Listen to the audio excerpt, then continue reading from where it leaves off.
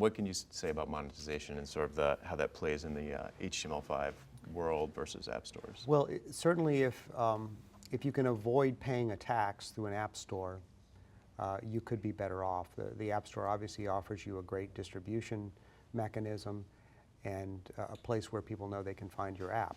Mm-hmm.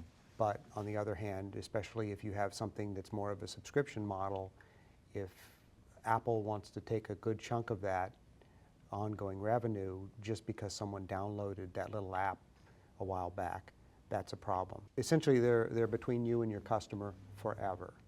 And that's not a relationship that a lot of companies want to have. So, Drew, what do you think about all that? You know, when was the last time you typed your credit card into an app? I don't think if I've been given the choice as a user to either type my credit card details into an app or you know, just use the iTunes purchase system, that I've ever chosen to get out the keyboard and get out my credit card. And I think the other thing to think about too is that, you know, we live in a global marketplace now. The App Store does business in Chad, for example.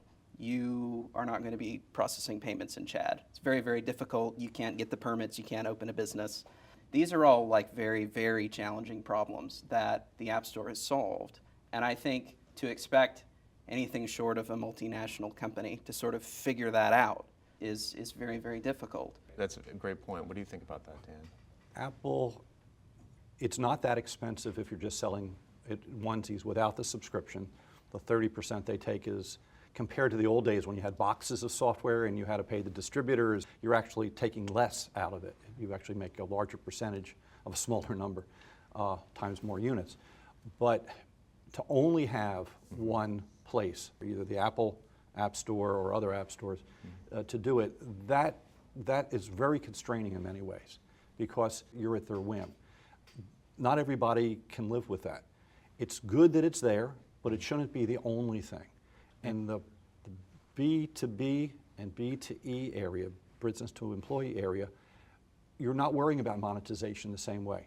A lot of things you want your app to be free, and it is through something else that you make your money. That's important. And you have to distinguish between these different things. The App Store is wonderful for consumers, but consumers have many different needs. And Apple has their needs that they're going after, and it's a very lucrative and important need, but it's not everything. And we need everything. I think sometimes the question of what technology to use for building your application gets conflated with this question of whether app stores are good or bad. If you know that you do want to be in an app store, it doesn't mean that you have to do native development.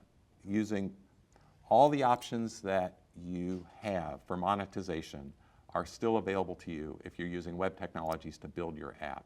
And I think it confuses developers to mix these sort of two questions, the economic question about how you get paid and the other economic question of what's the most efficient way to deliver your application or to get it created in the first place.